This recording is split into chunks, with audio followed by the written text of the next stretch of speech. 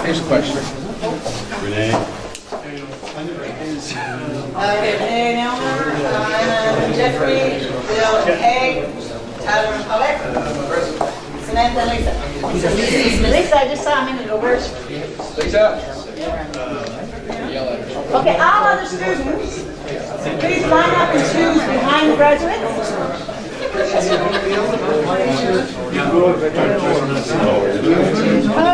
Bad. Yes, sir. Well, whether you're a bishop or a priest or a deacon, you know. You were his office next door. Chancellor,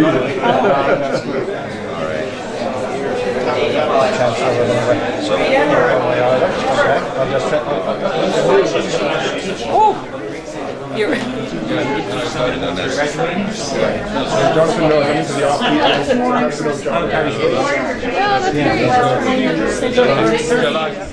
No, I think that's how your crowds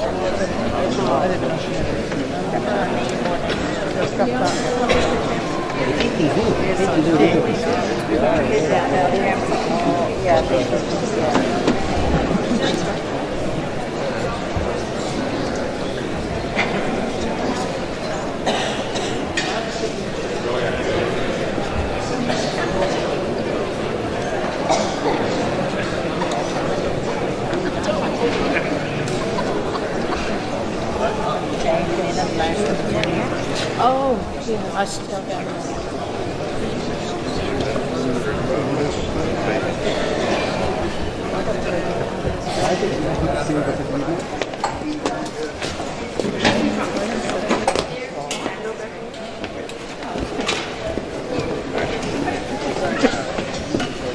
Never again. David, what do we, two trumpets, right?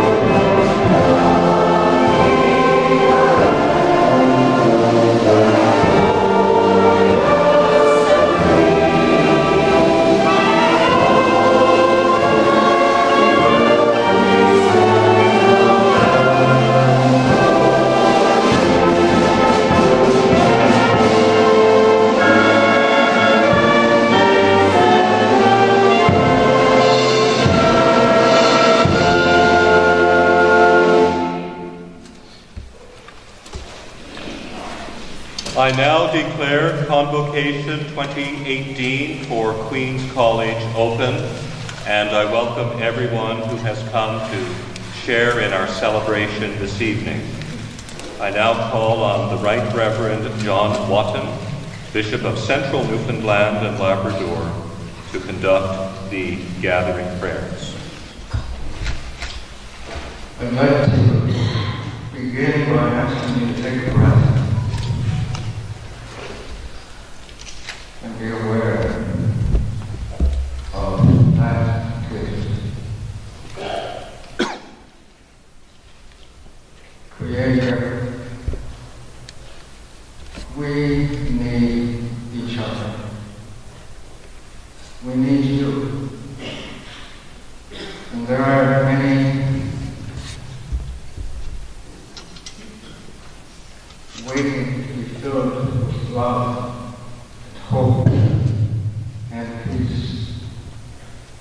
And we are here tonight because we are celebrating the gift of your Holy Spirit in the church, the gift of education, of training, of postulacy, formation, and commission. We need you. Move here this evening in ways that transcend words, in ways that touch our very hearts and make us one, so that the world may know what we do is not in vain. My friends, may your hearts now open to prepare what our Father, our Creator, our Redeemer, our friend has to say to you this night. Shall we say together? Amen. I think we can let it happen. Amen.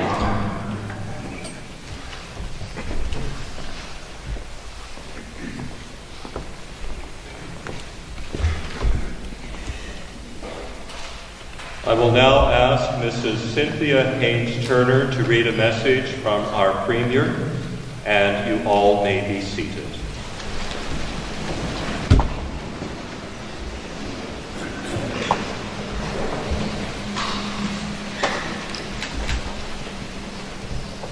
On behalf of the government of Newfoundland and Labrador, it is my pleasure to congratulate the graduating students of Queen's College Faculty of Theology on your convocation. Founded more than 170 years ago as the Theological Institute, Queen's College has a long history of preparing women and men to more fully contribute to their church, congregation, and community. The college continues to do vital work, equipping ordained and lay people to meet the spiritual needs of people throughout Newfoundland Newfoundland and Labrador, and around the world.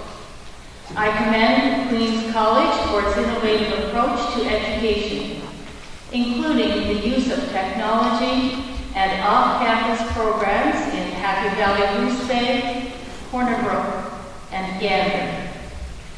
I also commend each graduate for your personal achievements. Your accomplishments that we celebrate today continue Queen's College's noble legacy. You, your families, and the faculty and staff should all be very proud. Education is the key to unlocking the dreams that you have for the future. As each of you continue your spiritual journeys after graduation, know that you have positioned yourselves to do great work here at home and abroad with the education you received at Queen's College. And it's signed Honorable Dwight Ball, Premier.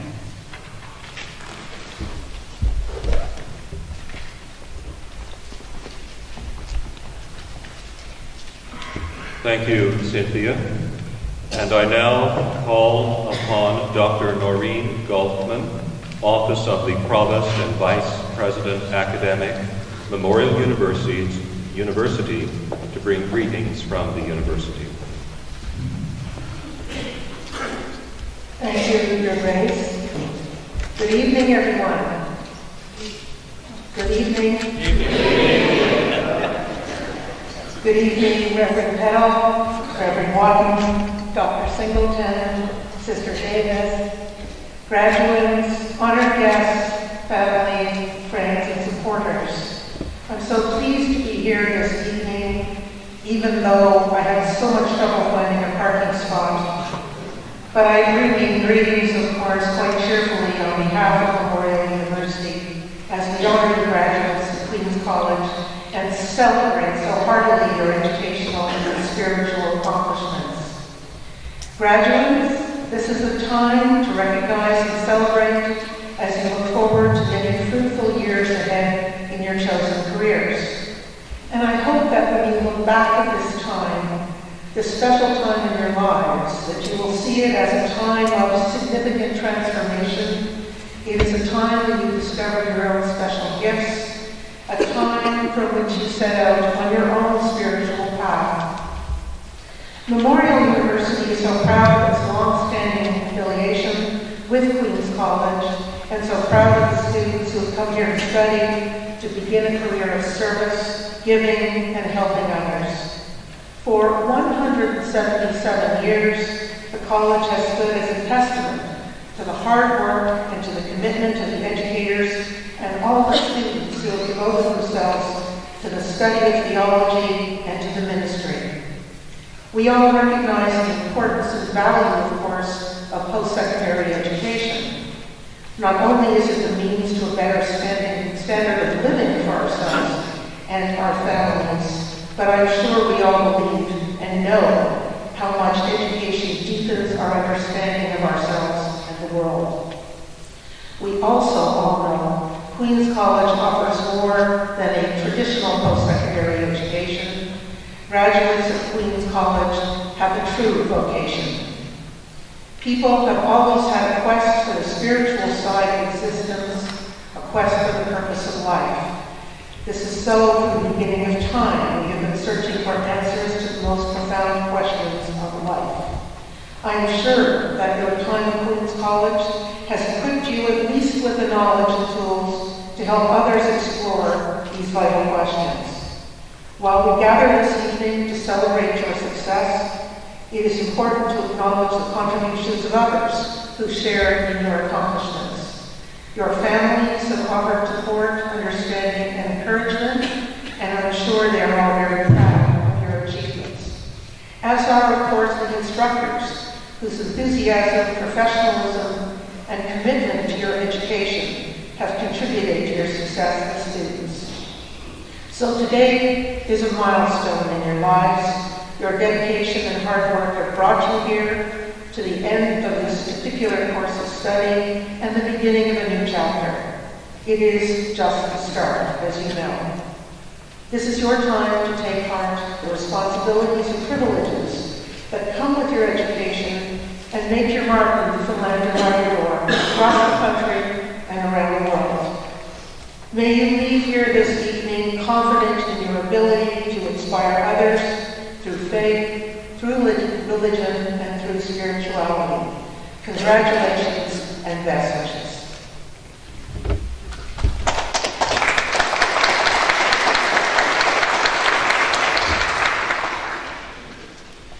Thank you, Dr. Golfman. And I now call upon the Provost to make his report to Convocation. First, let me begin by asking you to please stand. May I ask you to stand to take a moment of silence to remember our deceased alumni, benefactors, and friends. Among the departed this year, we remember the loyal graduate and supporter of Queen's College, Bishop Mark Genge. The faithful friend and benefactor, Reverend Dr. Randy Daly, and a graduate, went before his time, a supporter of Queen's College, Bishop-elect John Meade, and all our alumni and the faithful departed. Let us take a moment of silence.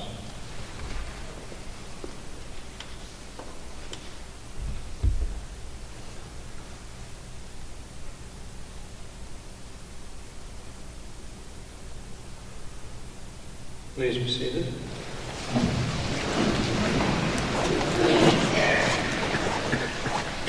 Mr. Chancellor, Reverend Dr. Peddle, Madam Chair, members of the Corporation, Queen's College, Bishop Watson, Archbishop Coffin, Sister Elizabeth, our Convocation Speaker,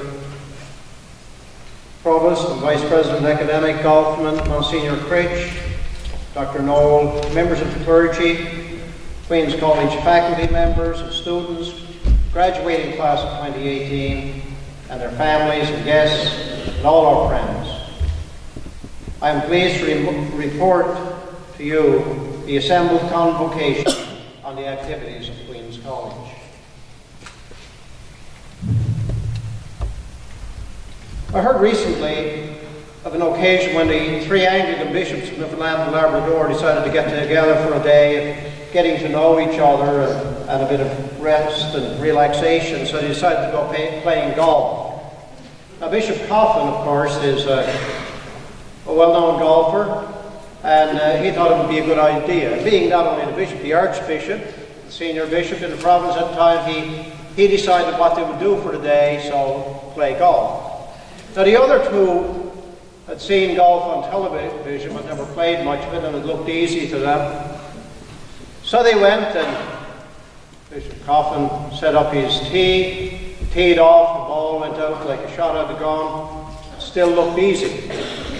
So Bishop Jeff and Bishop John figured it would be easy for them as well. They got up, set up a tee, started swinging, missed the ball, struck the ground, did it again and again and again. One got down, the other got up. They discovered what many who find themselves in leadership positions find, is that it looked a lot easier than it is. But anyway, what they didn't realize is they were after setting up their tees on anthills, or what we call in St. Mary's Bay, pismar beds.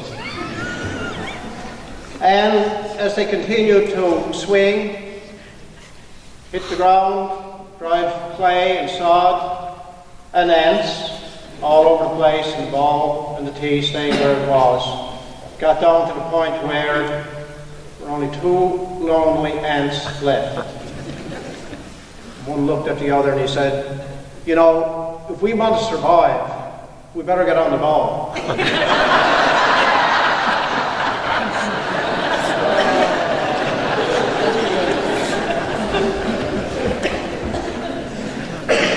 So, part of what I want to kind of take a few moments on this evening is how Queen's College has indeed survived many of the things that have come their way over the years. 40 years next year will be the anniversary of when Queen's College decided to look at reopening as a theology faculty, and Frank Fluid was asked to take leadership in that, and he got on the ball, we might say. He got the ball moving. And Frank has started a journey that has allowed Queen's College to continue to grow since then as a faculty of theology. We might call it a cannonball now. The success of Queen's College began, of course, 177 years ago by offering theological education, pastoral formation, and spiritual development to prepare people for leadership roles in the church and in the broader community. Over the life of Queen's College, there has been significant shifts and developments in what we do, how we do it, and for whom we offer our programs. We are now in an age when we appreciate the richness of diversity, the benefits of academic research and theological debate, and the necessity of collaboration. At Queen's College, we do our best to prepare women and men to take on ordained and non-ordained ministries and leadership roles in the church, and to participate in organizations and society with an awareness and appreciation of theology. Our programs provide a solid preparation for the roles our students will take on when they finish at Queen's. I'll present my report by focusing on several major themes. My first focus is on our academic program.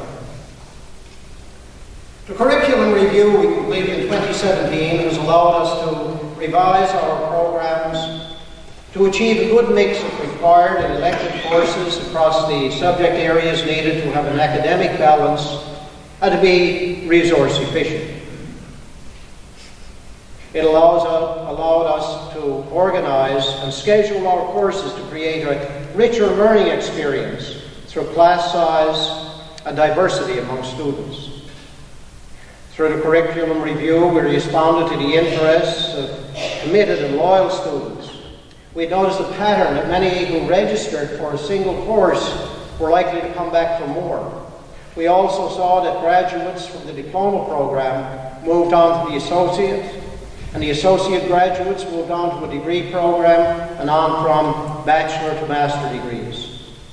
We refreshed our regulations to make the progression clearer and more inviting to everyone and anyone interested in the study of theology at Queen's College.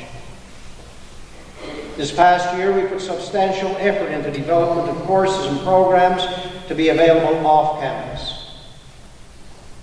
In 2017, we launched our Diploma in Theology and Ministry program in Gander, in Corner Brook, and in Happy Valley Goose Bay, as well as having it available on campus in St. John's. I greatly acknowledge a grant from the Anglican Foundation of Canada to support the initiative to offer the diploma program across the province, and I likewise acknowledge a special grant from the Diocese of Eastern Newfoundland and Labrador to support the program for Labrador.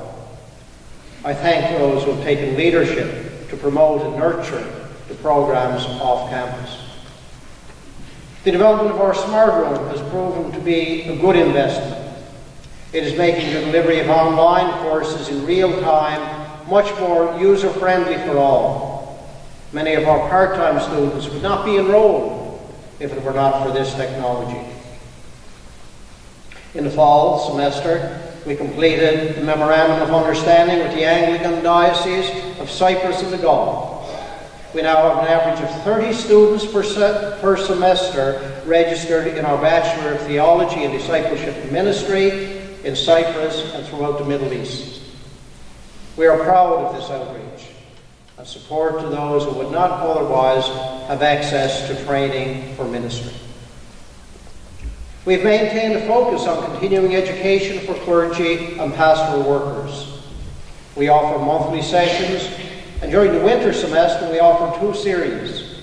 One on the creeds led by our Dean, Reverend Dr. David Bell, and one on contemplative leadership led by Reverend Dr. Margaret Benfield of Shalom Institute in Washington, D.C.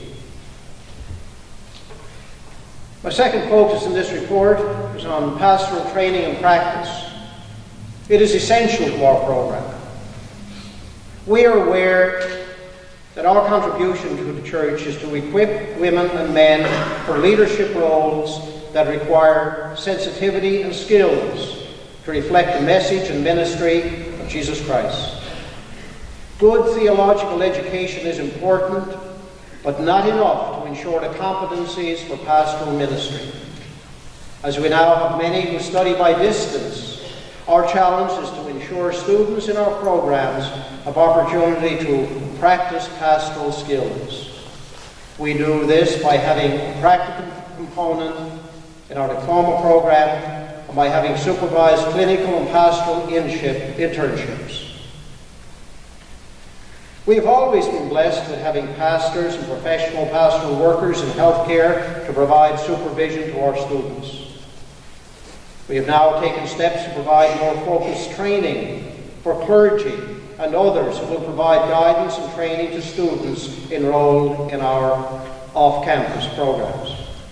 This past year, we had 18 clergy complete a 2-semester certificate in supervision for ministry. Next year, we will launch a 3-semester certificate in spiritual direction. This will ensure students have access to competent supervisors for their pastoral practice and spiritual development. Fall 2017, we had 7 students do internships, and this semester we have 6 students doing supervised practice of ministry. Spiritual development, another focus, is a pillar of our program. Really, spirituality is the core of our program, and it is essential to the joy, resilience, and effective ministry of those preparing for pastoral roles in the church. We endeavour to lead students into practices and routines that will allow them to have a strong prayer life and skills to help others. We require students to have a spiritual director, and we make them accountable to pursue spiritual guidance. We have regular days of awareness. We have monthly sessions on Ignatian exercises and spirituality led by Father Earl Smith, Jesuit. This year we introduced contemplative community morning prayer once every week, and we offered a silent retreat at the end of the term for all students in our ordination stream. The retreat was directed by Father John Courage. Our chaplain, Father Neil Kellett, has been a wonderful guide and support to our students and faculty members.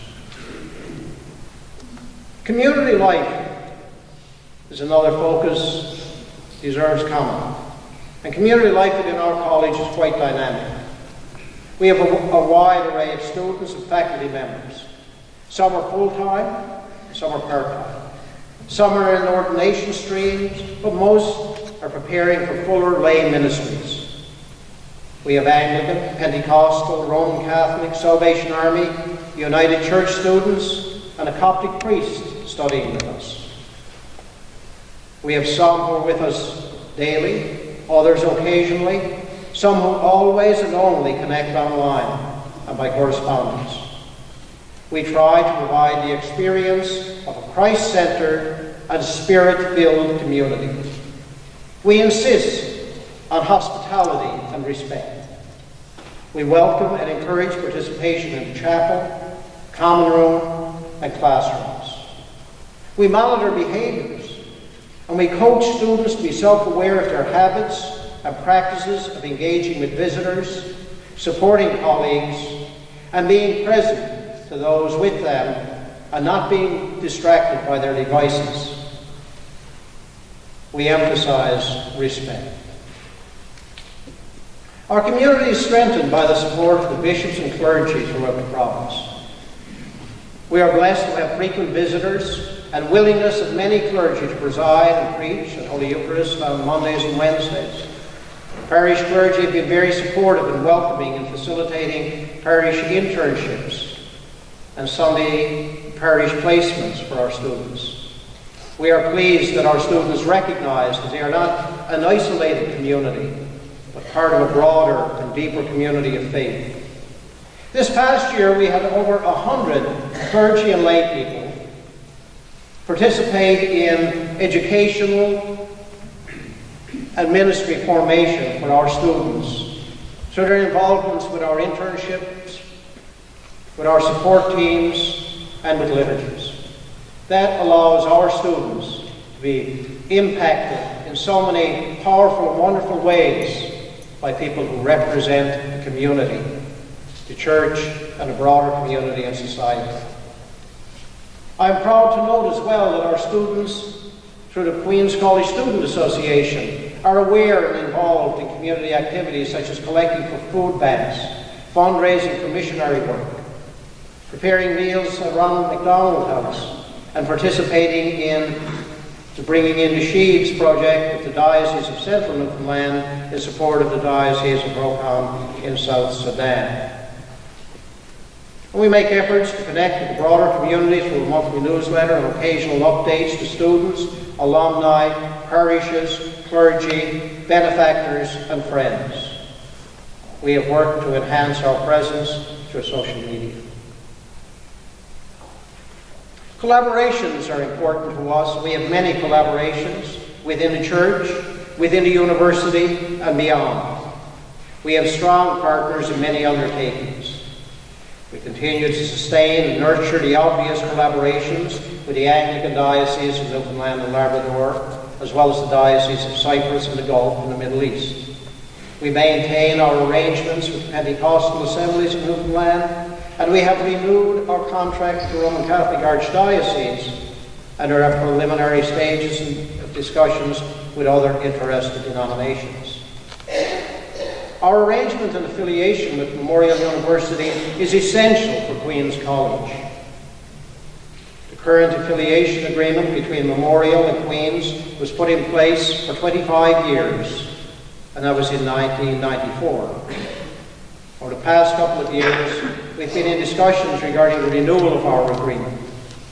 We are now in a position to say we will be renewing our agreement for another 25 years on campus at Memorial University. And Dr. Golfman, we thank the university for its support and cooperation with us. Being on campus is important.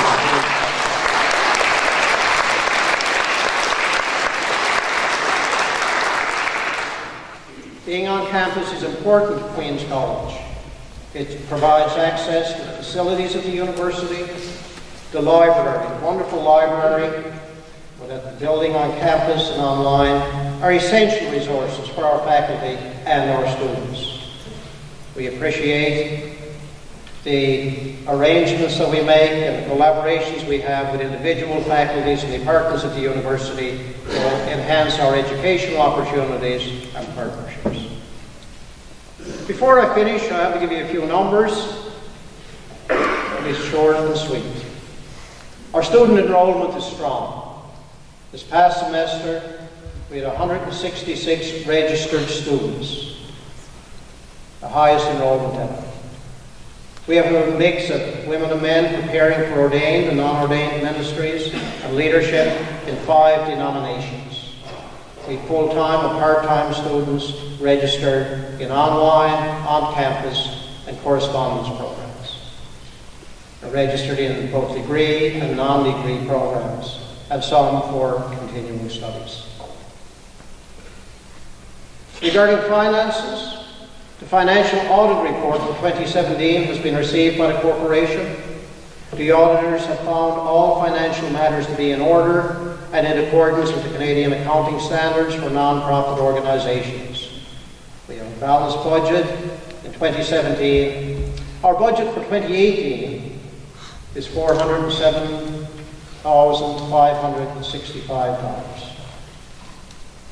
While speaking about finances, I must acknowledge that pretty well all Queen's College operating revenue comes from the diocesan grants, student tuition, some investments, and Queen's College appeal.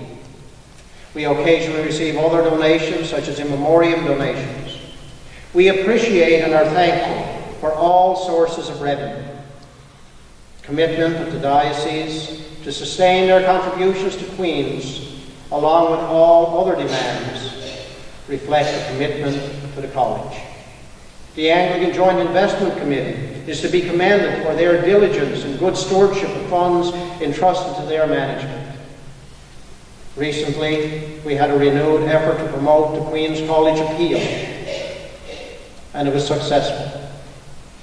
The bishops, parish clergy, faculty members and students worked hard to promote the appeal.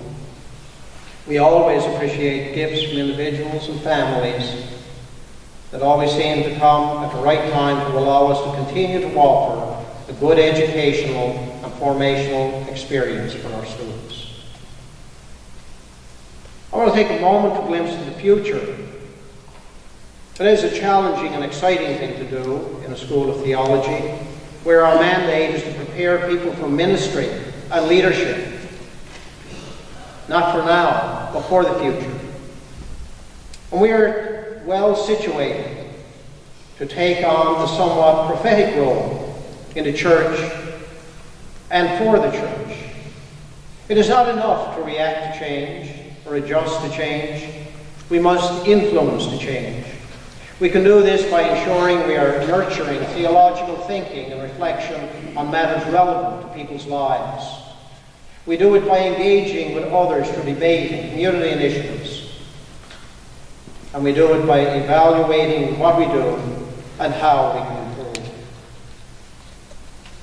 William James, the 19th century philosopher, physician, and psychologist, is credited with the very inspiring quote, "You sow a thought, you reap an action. You sow an action, you reap a habit.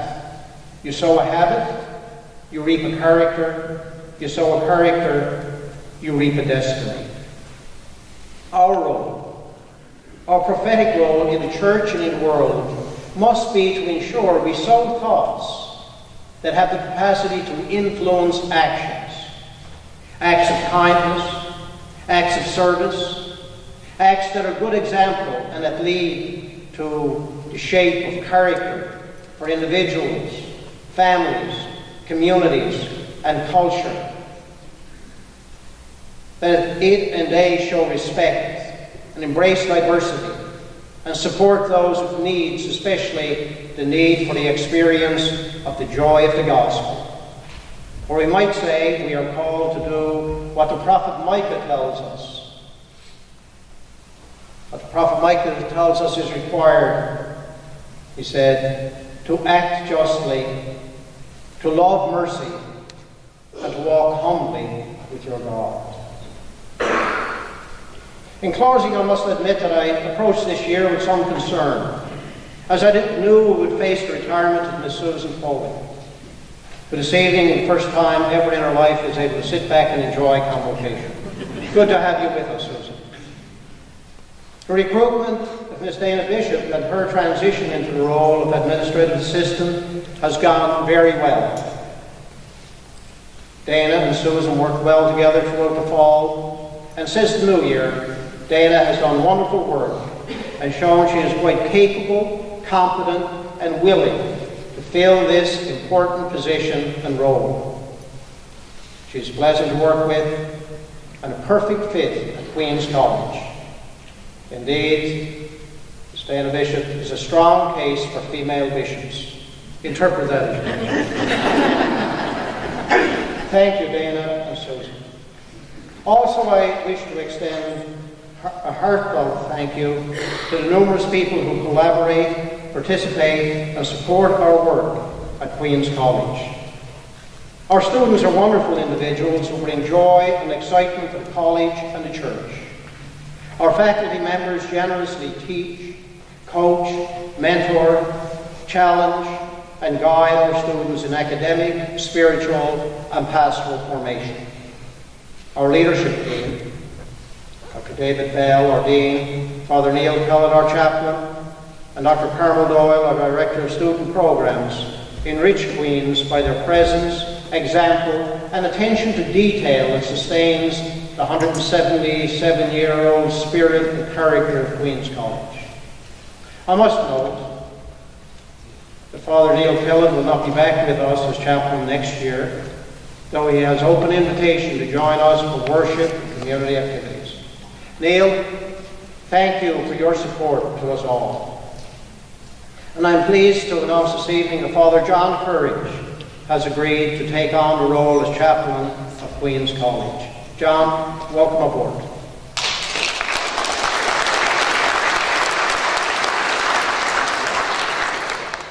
Mr. Chancellor, I want to thank you and all the corporation members for the support and guidance of Queen's, and I wish special blessings and thanks to Archbishop Coffin, who will finally step into his long-awaited and well-deserved retirement, to the Reverend Pauline Bogdan and Ms. Cynthia Haynes-Turner, who have completed their terms of office on the corporation.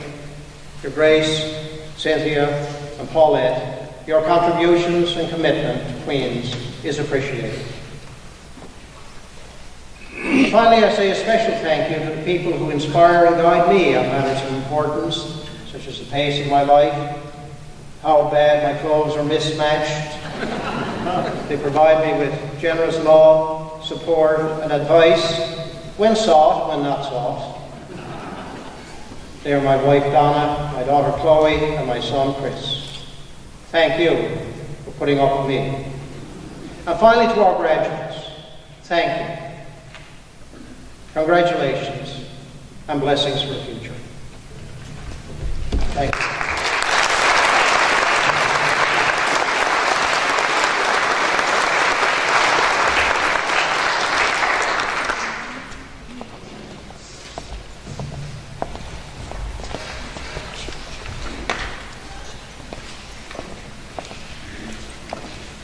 Thank you, Dr. Singleton, for that report. And I now want to invite everyone to stand and join in singing the hymn, Rejoice, the Lord is King.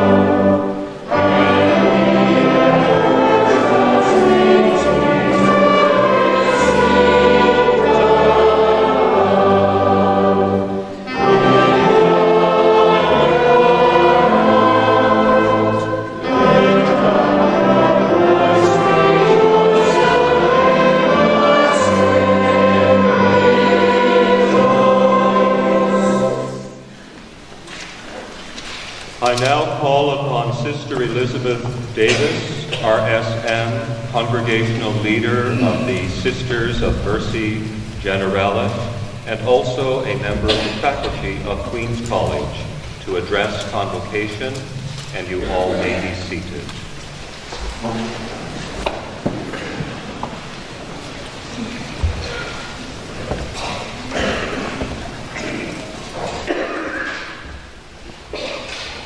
I'm sorry, I had no jokes about ants and golf balls.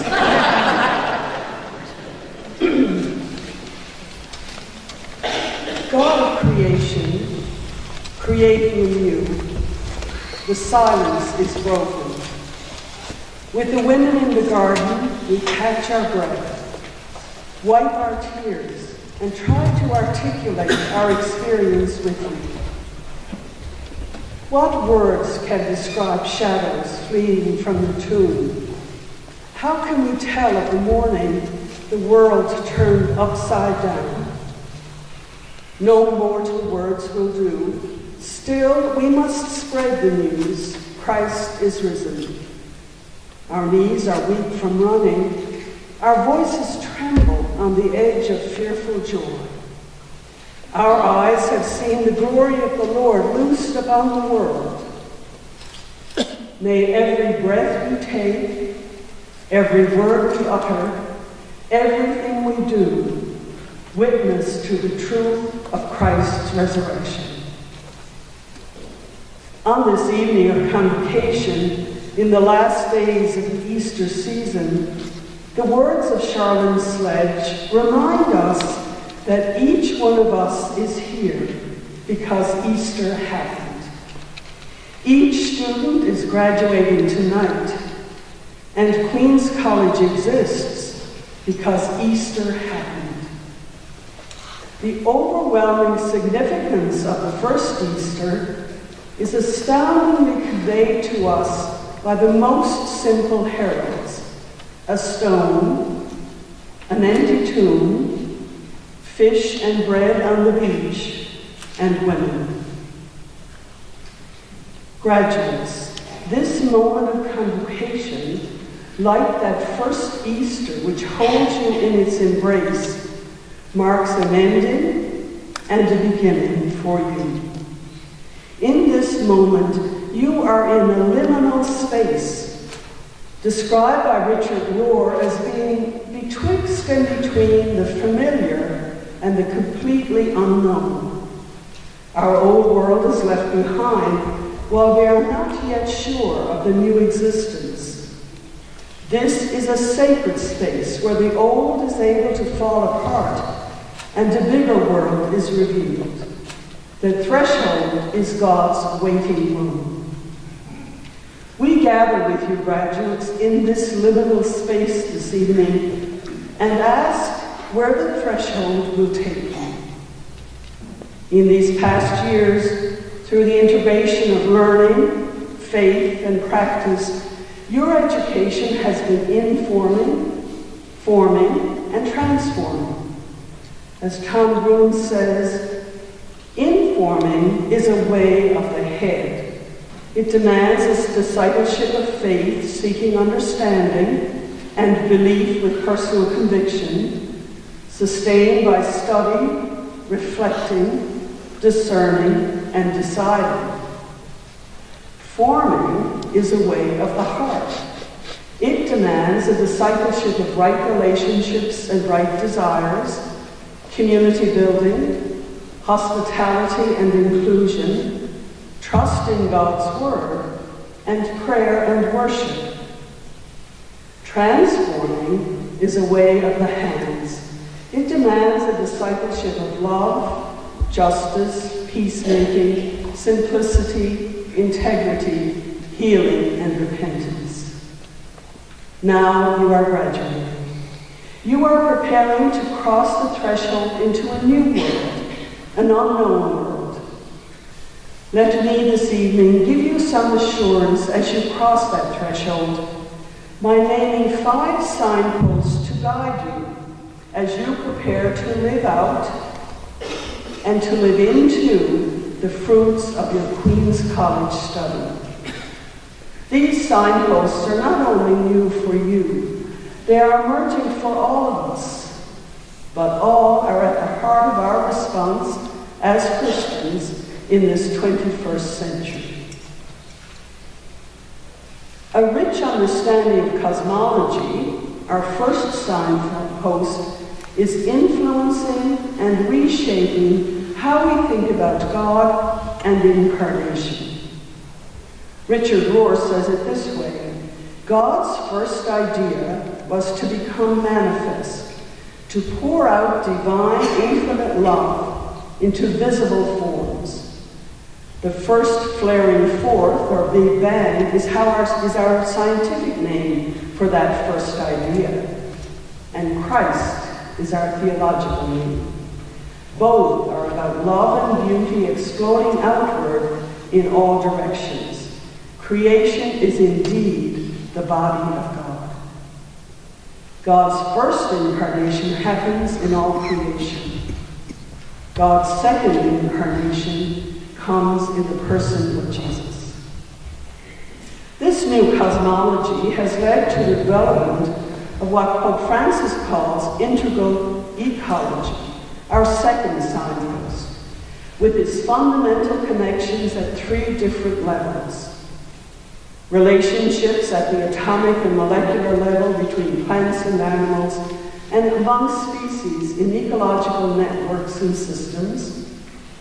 The profound interconnectedness of environmental, economic, political, social, cultural, and ethical issues, and the vision to think about comprehensive solutions to what is both an environmental and a human crisis. Elizabeth Johnson speaks about integral ecology in a more poetic way. She says, "We share with all other living creatures on our planet a common genetic ancestry. Bacteria, worms, pine trees, blueberries, horses, the great gray whales, we are all genetic kin in the great community of life. While human thought and love are distinct, they are not something injected into the universe from without. Rather, they are flowering in us deep cosmic energies." This interconnectedness means that the cry of earth and the cry of poor are one. The response to this cry, then, is also only possible through interconnectedness, through the globalization of mercy, our third signpost.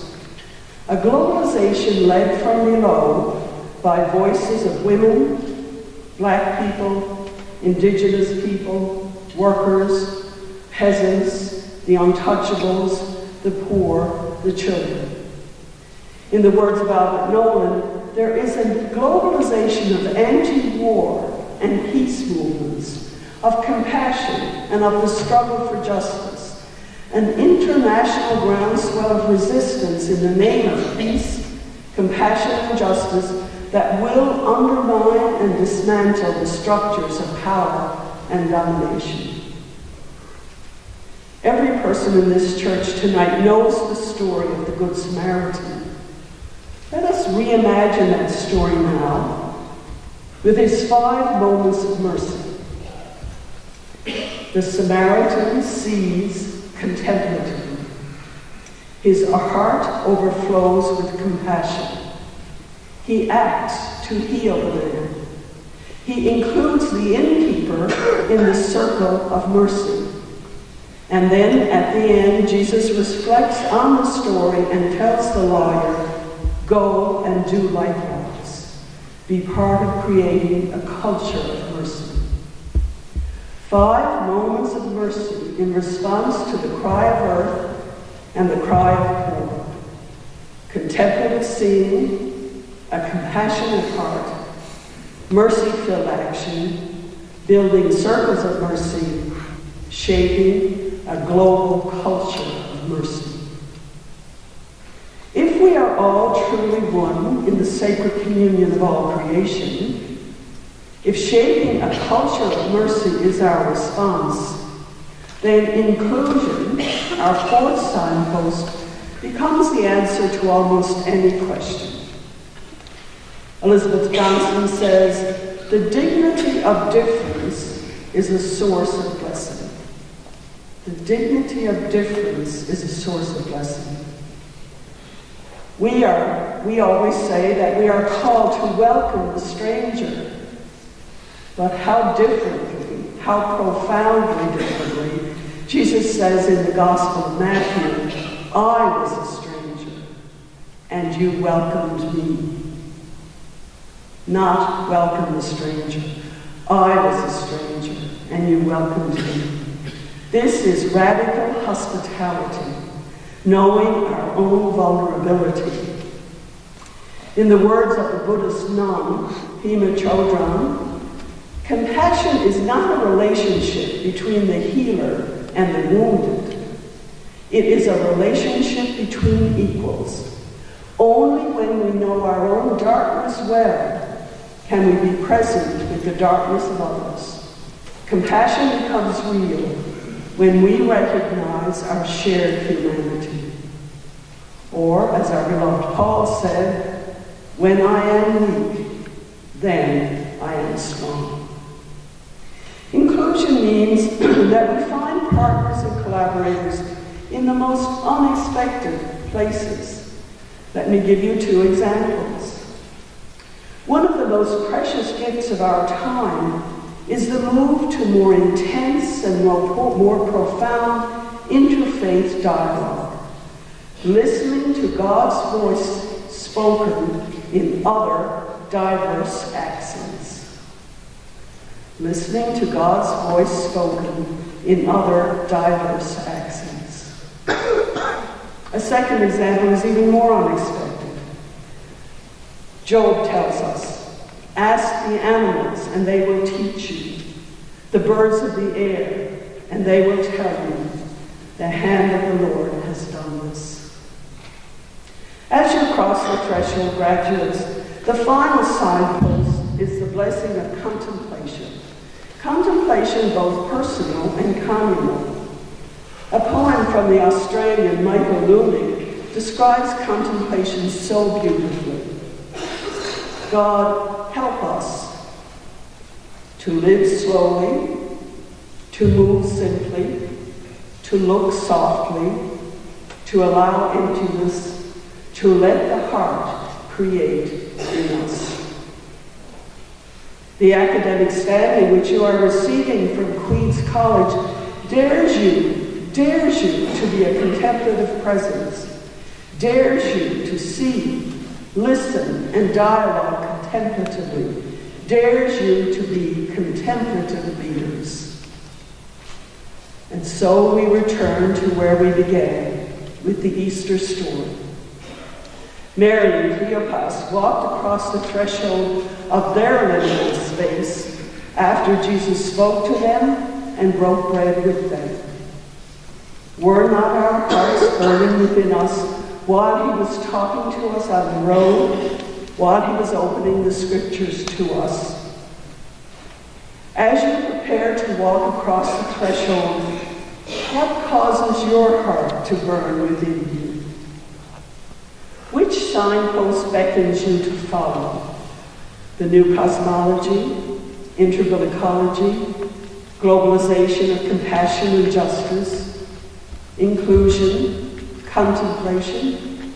If your study at Queen's College means anything, as you follow those signposts, the first one beckoning, you will find that you will be led to all 5 signposts as your journey unfolds. This is my lesson for each one of you as you follow the signposts into your sacred unknown. Follow now the new path Christ has opened up for us.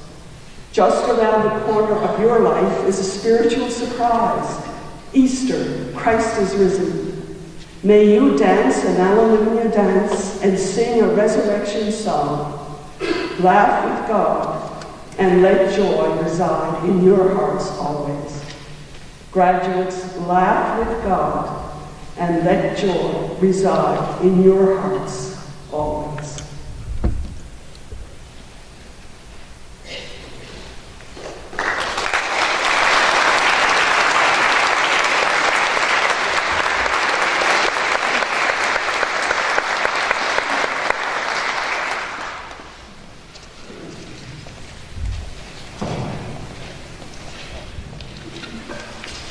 Would you all be seated?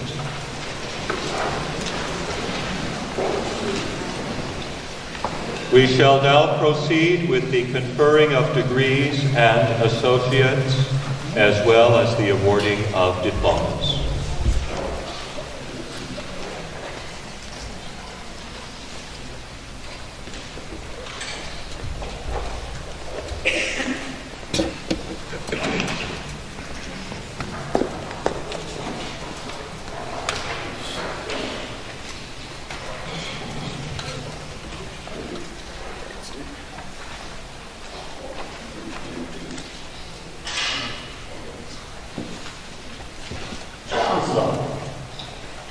It is with great honor that I present to you the recipient of the 15th Honorary Degree Award in the 177th year of the history of Queen's College.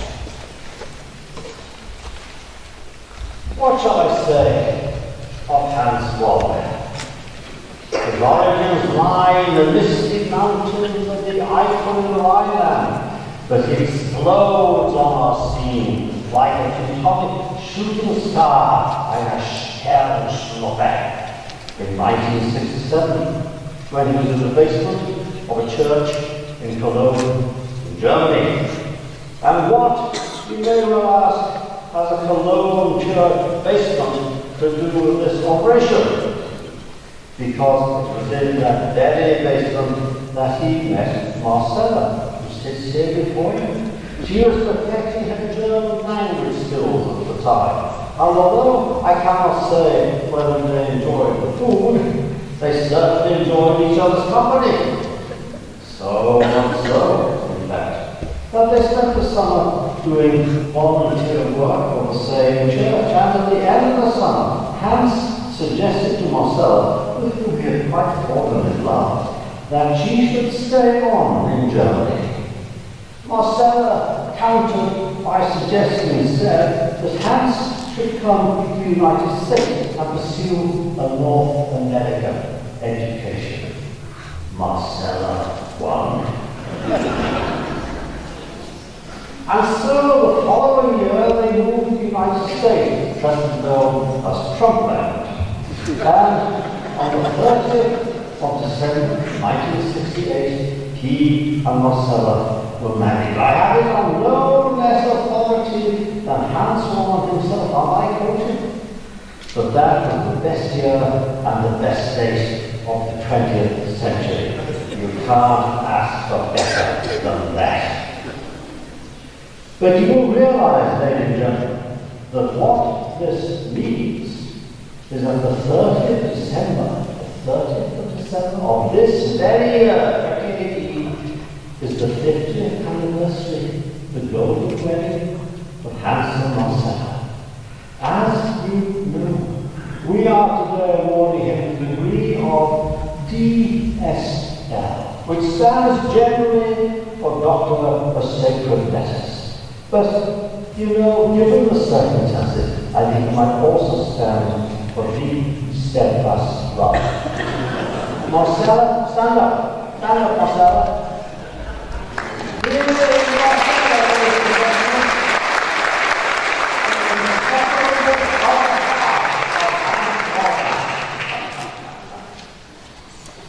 Actually, she's going to be as well. I'm going to raise her as well. When Hans began his undergraduate courses, he was still in Germany.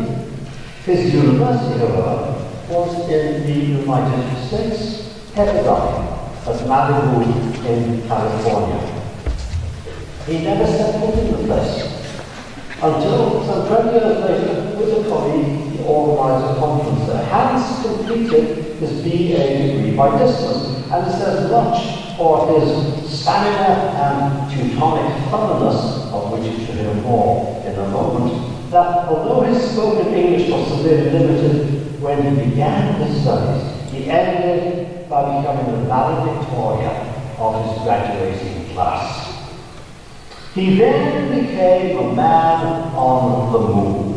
He studied at 3 universities in the United States, West Virginia, Arkansas, Indiana, before returning to Germany for a while, and then once again back to North America. His doctorate in religious studies is from McMaster. He and Marcella came to St. John's in 1981. At that time, the premier was the Right Honourable Brian Pecker. Some of you remember him as a strong supporter of the famous strong greenhouse.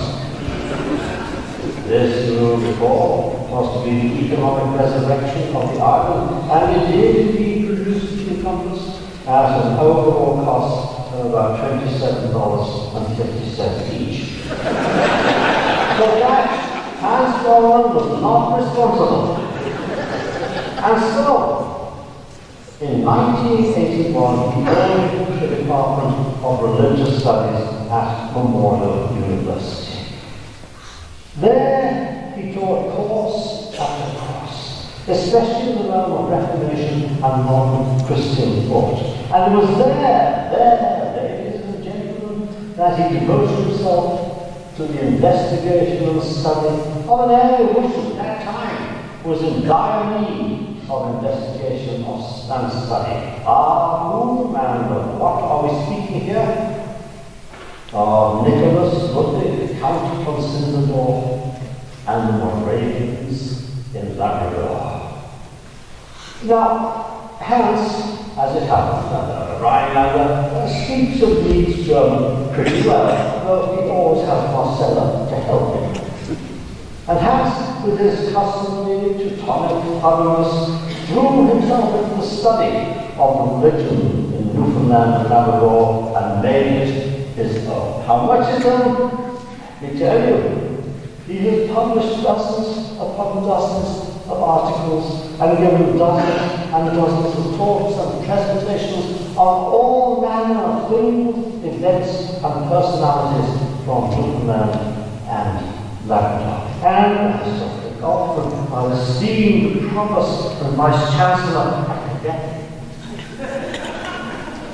well knows, he has been awarded some very major grants, fellowships, and awards. He has been and is being consulted by a number of important groups representing indigenous peoples and has spent much time in Moravian archives in Europe and in traveling in Labrador, where, as you know, the black guys are so huge they serve them up roasted for Sunday dinner.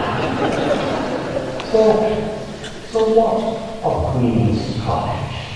Let's get to the point. Hans was introduced to Queen's by the then Provost, now the Provost Emeritus, the Reverend Dr. Frank Cluett, who is with us here tonight, and by the Reverend Dr. Morley Holland, head of the Department of Religious Studies for 120 years. I counted them. And who have been good, or indeed has to offer me a job here on the island I love. But Hans was totally at home at Queen's. Morley tells me that you see him, a book or two clutched under his arm, making his way to what at that time Hans always referred to as the seminary. There'd be a gleam in his eye and a spring in his step. For Queen's was somewhere where his actions talked about what he truly felt in his heart. Year after year, he served the Queen's community as adjunct professor of Newfoundland and Labrador Church history, and it is devotion to the college that we recognize this evening. But apart from that, for many years, Conferring wrote a monthly column in the Evening Telegram, as I'm sure you know. In 1986, he received the President's Award for Outstanding Research. In 2000, he was awarded by the German Ambassador to Canada the German-Canadian Friendship Award in recognition of his outstanding contributions to and in support of German-Canadian relations. So what now? Hans and Marcella had a family who were doing their own thing. Hans Paul and Else were born in 1975 and 1977, while Hans and Marcella were on the mainland. And they were followed by Peter, who very sensibly was born in St. John's in 1986. So as Hans retired, my friends, it was said of the Imperial Guard, the guard of the Emperor Napoleon Bonaparte, that la garde meurt et ne se rend pas. The old guard died, but never surrenders. I know that.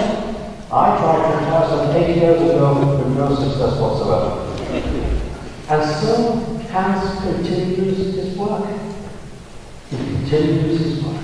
He is a presently engaged full-time with the partnership grant tradition and transition among the Labrador Inuit. And so here before you stands a man who who loves Stanley, and who also loves Queen's College, and who has dedicated many happy years to its richness and to its success. And so, ladies and gentlemen, you have before you Hans Squabbler, married to Marcella for almost 50 years, the world's expert on religion in Newfoundland and Labrador, a devoted servant of Queen's College, and a man I am privileged to call my friend. It is only right, therefore, that we should recognize such a long, distinguished career by requesting the appropriate authority to invest him with a degree which reflects his remarkable accomplishments. And so, Chancellor, I present to you Hans Waldman for the degree of Sacred Doctor of Sacredness Honoris Causa. I certify that he has been selected for the said degree, and I request that you admit him thereto.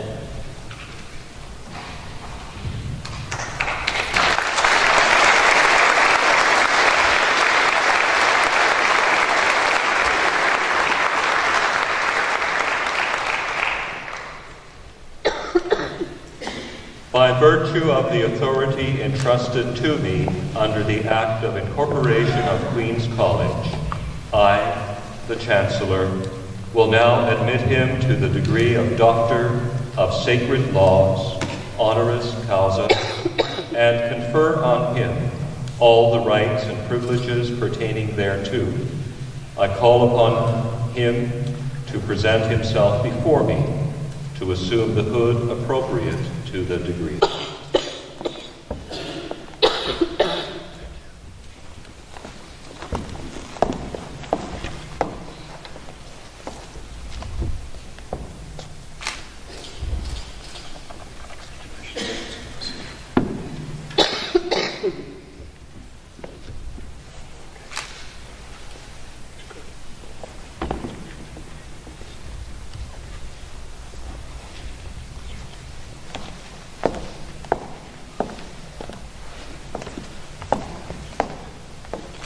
And I admit you.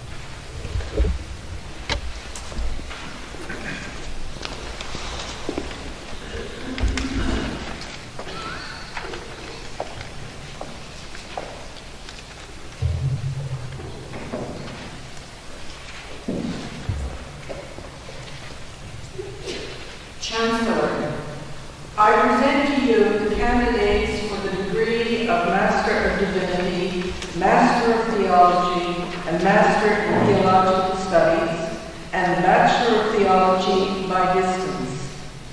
I certify that these candidates have fulfilled all the requirements pertaining to the degrees. I therefore request that you admit them thereto.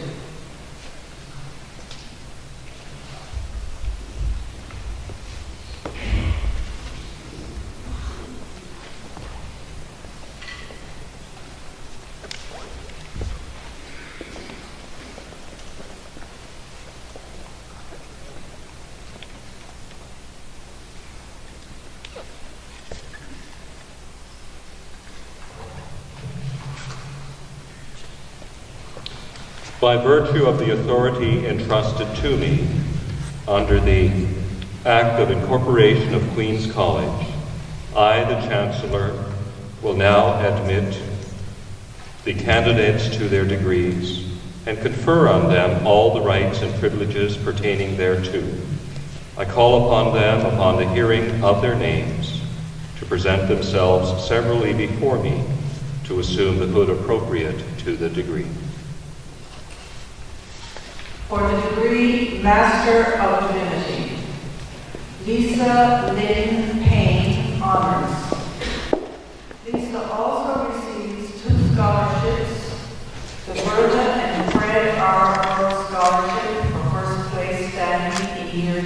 the MDiv program, and the Canon Frank and Matilda Clue Scholarship for the study of Scripture.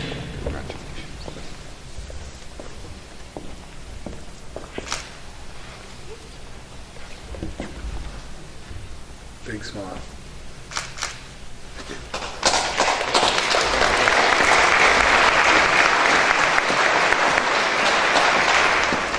For the degree Master of Theology, Samantha Valletta Bennett.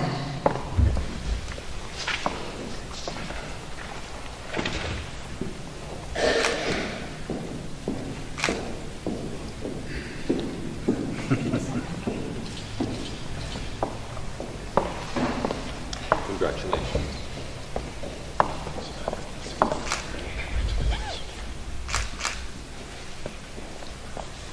Paulette Mary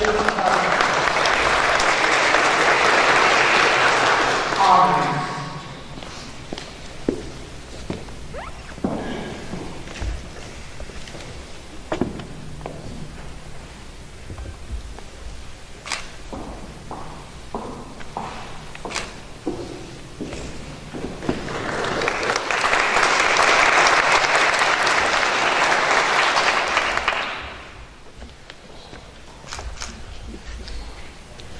Tyler Paul Pratt.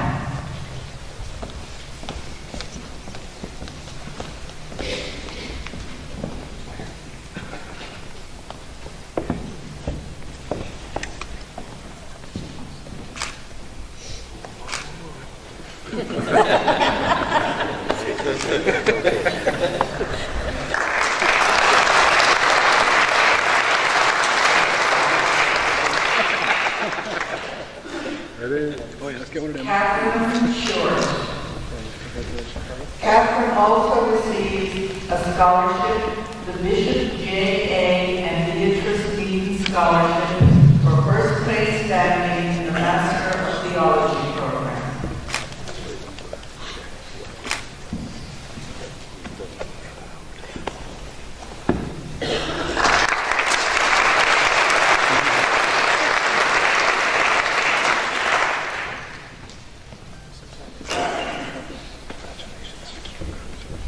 William Fraser Strong.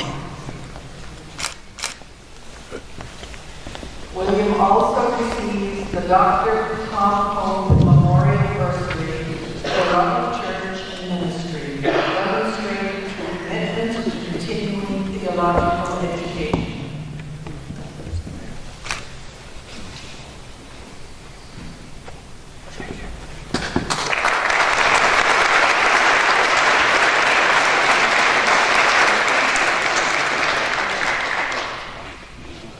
Big smile. Hey, hey. That's it.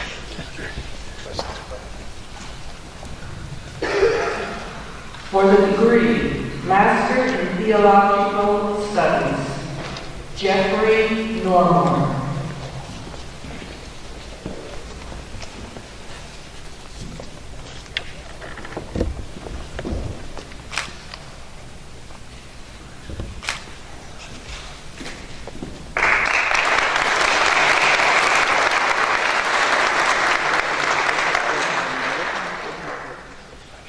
Okay, ready? Anna M. Russell Honors. Anna also receives the Pentecostal Assemblies of Newfoundland and Labrador Scholarship for a first place graduate in the Master of Theological Studies, and that will be presented to her by Dr. Brad Noel.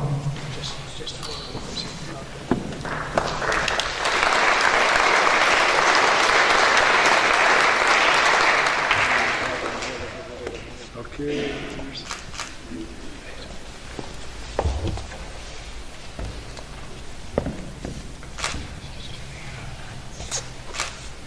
Yeah. Good.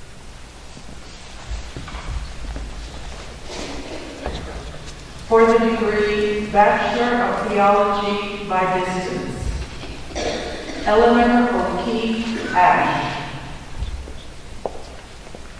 Eleanor also receives the scholarship, the Archbishop Curry 50th Anniversary Archdiocesan Award for Excellence in Lay Pastoral Leadership, and that award will be presented to her by Reverend Cecil Kirch.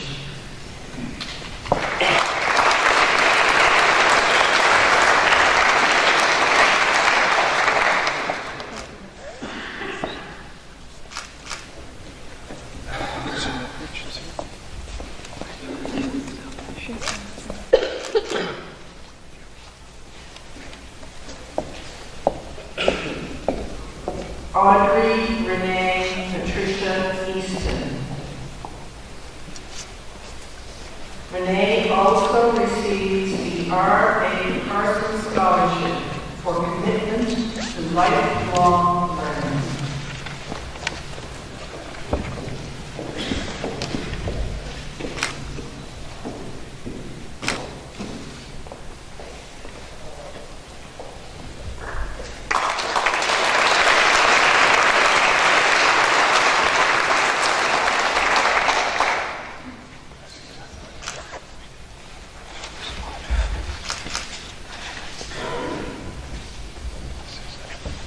John J. Sparks. John is also receiving 2 scholarships. The Reverend Dr. Alexander Day Memorial Award for liturgical praxis for excellence in demonstrating a good working knowledge of the directives and practical application of liturgical principles through effective preparations in leadership, and the Reverend James Coughlin Award for skill achievement in homiletics.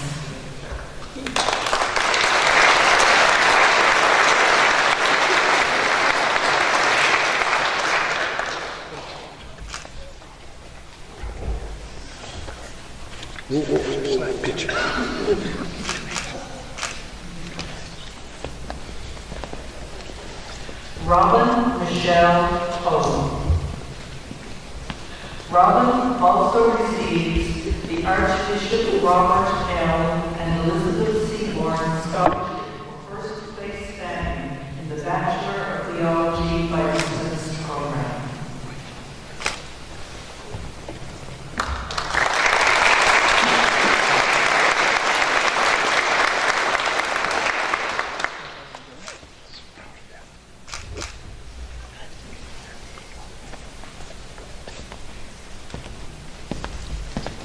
For the degree Bachelor of Theology in Discipleship and Ministry, Christine Ann Goldsmith in absentia, Martin Jeffrey Graham in absentia, and Susan C. D. Smith in absentia.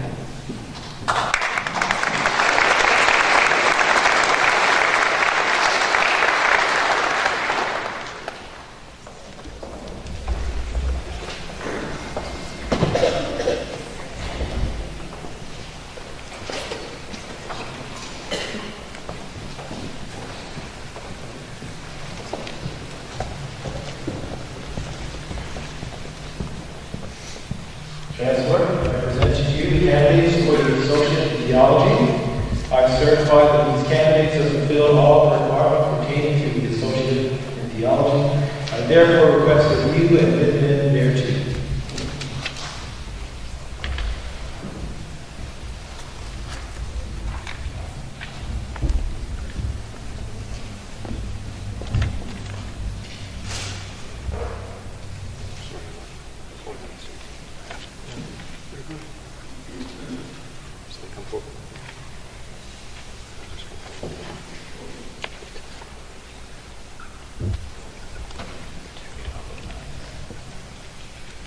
By virtue of the authority entrusted to me under the Act of Incorporation of Queen's College, I, the Chancellor, will now award the Associate in Theology.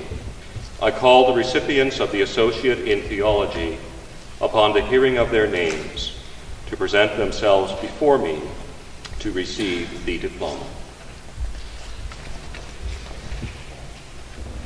For the Associate in Theology, Carol Budgell Manning.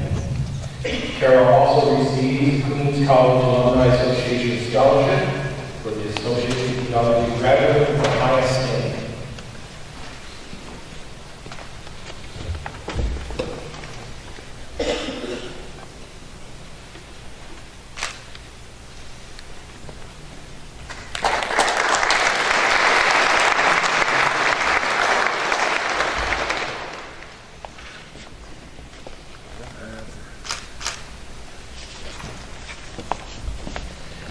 Jonathan Jordan.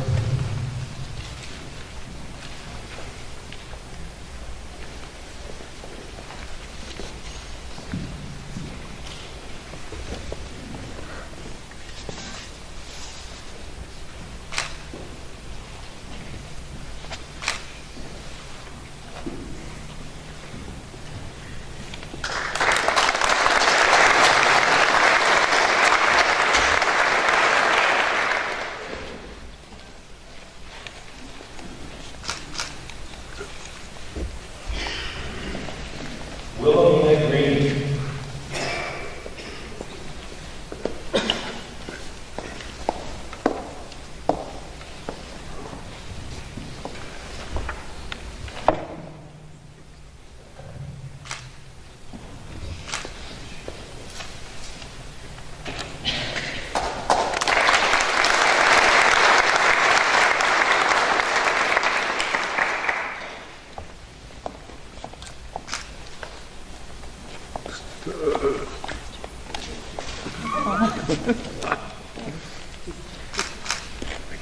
Thank you. Gary Albert Hayes.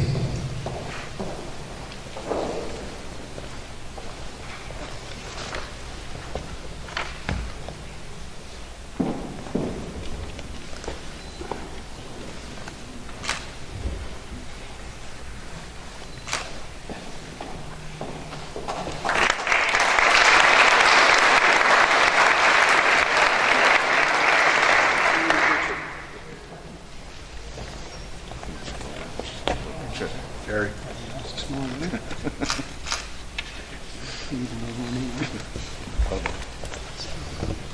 Sherry Sullivan.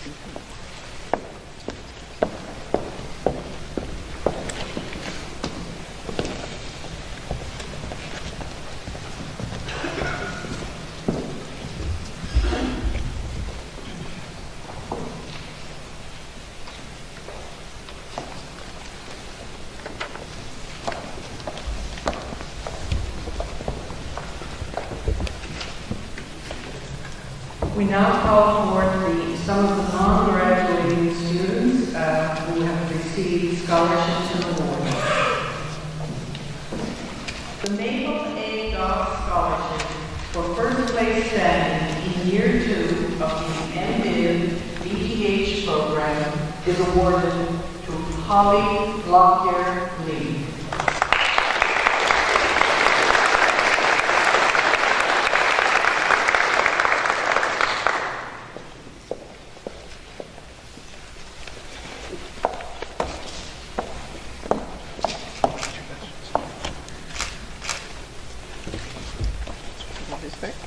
The Bishop Mark and Dr. Maxine Genge Scholarship You dropped that. for first place standing in year 1 of the MDiv BTH programs is awarded to Dale Kareem.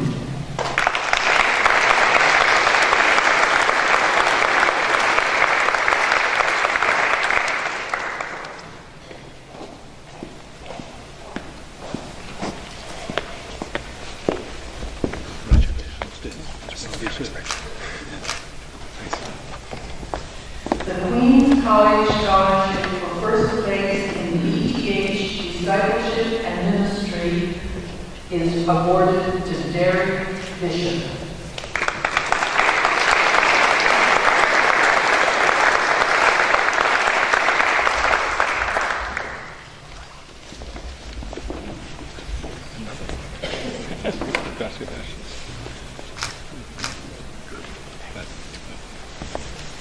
The Pentecostal Assembly of Newfoundland and Labrador Scholarship for commitment to learning in the Masters of Theological Studies Year 1 is awarded to Carly Windsor.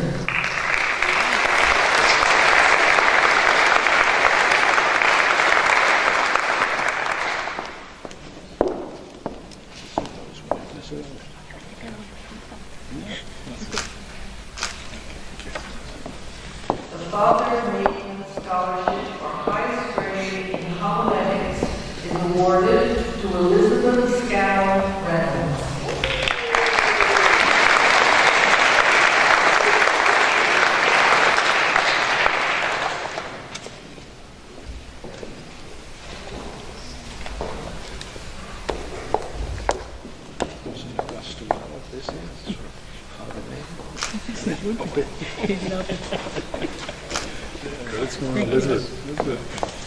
The Clifton C. Hatcher Scholarship for progressive leadership in promoting ideals and activities appropriate to the role of Queen's College and the Church in the modern world is awarded to Dale Kareem.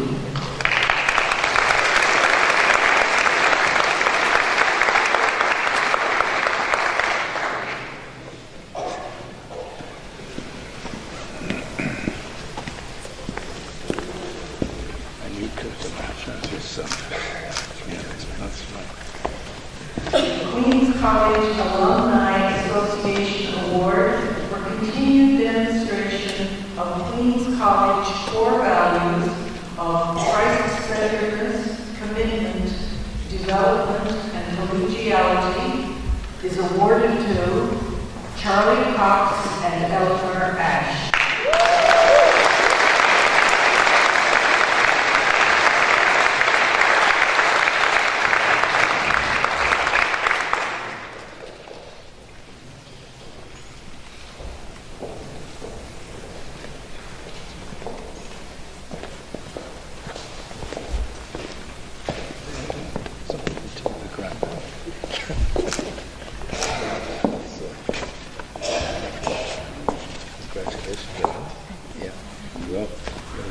One on either side.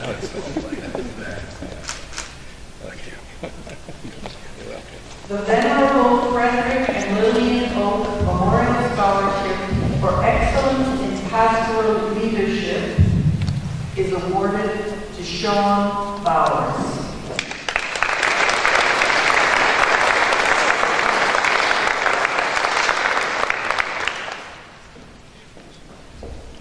The Rick Anthony Memorial Award for perseverance and dedication to the study of theology in the Associate in Theology program is awarded to Jonathan Durgan.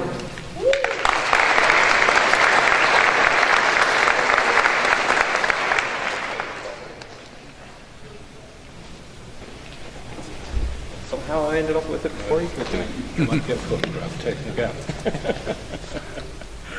Yeah, I knew the count for that.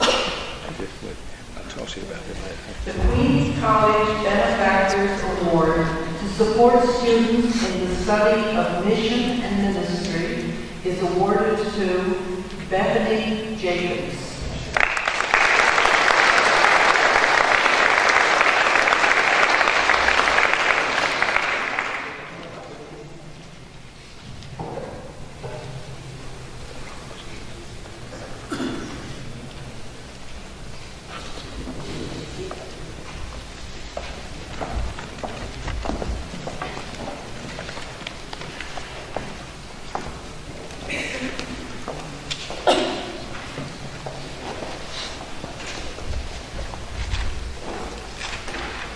I will now ask you all to stand.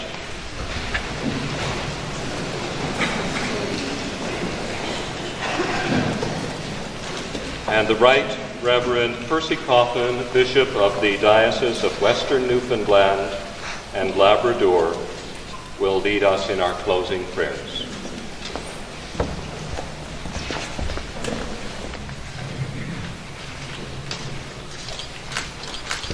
Before I do, I'm at a juncture in my life, career-wise, age-wise, where I can say some things and walk away. And had I not cautioned my wife John Cook many years ago not to do this, and by my wife on a regular basis not to do this, my first reaction is to break the verse of the baby verse. The one which says, "Through many dangers, toils, and snares we have already come." But it would be appropriate to stop there because we've turned the corner, and I would have to say that by grace has brought us safe thus far, and grace will lead us home. On that note, I want to acknowledge that Queen's College, as you well know, has gone through a significant transformation. I think we've prepared ourselves for the 21st century. It is a church that's different from the one that was ordained 33 years ago. And I think Sister Davis named them very eloquently in her address to the Convocation, fully equipped. And I hope they're the things that make your heart burn. But I want to thank you kindly for the privilege of being a part of Queen's College, the life of the college, and particularly at this level. And on one hand, I'll say that every good and perfect gift, including Queen's College, is a gift from God. On the other hand, I give testimony to the adage that says, "What doesn't kill you makes you stronger." I'd like to acknowledge prophets past and present from Conferring to on, where I was a student at Queen's, the program provost emeritus, and all those, and the faculty, staff, and students, and the wider community of college that have sustained the church and what Queen's has given you in the form of ordained and lay leadership in the church. Queen's has been remarkable, and I have to give them a lot of credit. We've had top-notch scholars and volunteers like myself, and you've managed to shape us into something fit for leadership in the kingdom of God. And I thank God for you all. And the best quote I can give you is one that's known probably by heart by most of you. It's on the wall as you enter the college. May the Queen's College in Newfoundland and now Labrador be the honored, though humble, instrument of promoting learning and loyalty, charity and piety, duty to God and humankind. And let the Lord our God be upon us, and establish thou the work of our hands upon us, yea, the work of our hands is established thou it. In the language of another time, of course. And with that note, to be the peace of God.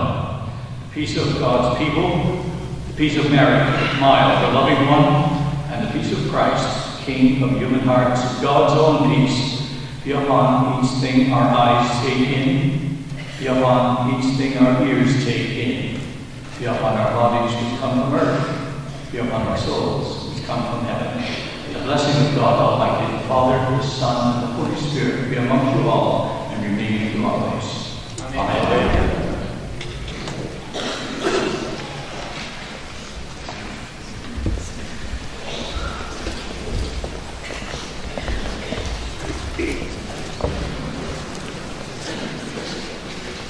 We will now sing the Ode to Newfoundland. Yeah.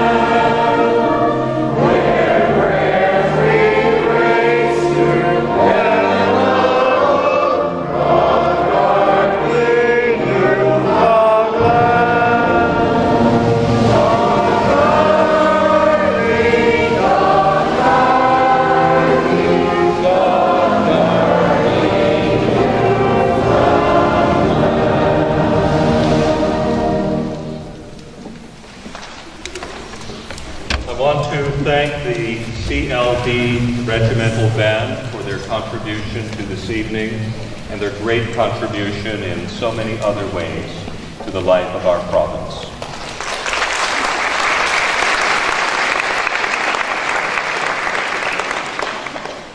And you are all invited to a reception downstairs in the hall, and you can get there through the side doors, and there's also an elevator through the door to your left to get to the hall downstairs. I now declare the Queen's College Convocation 2018 closed.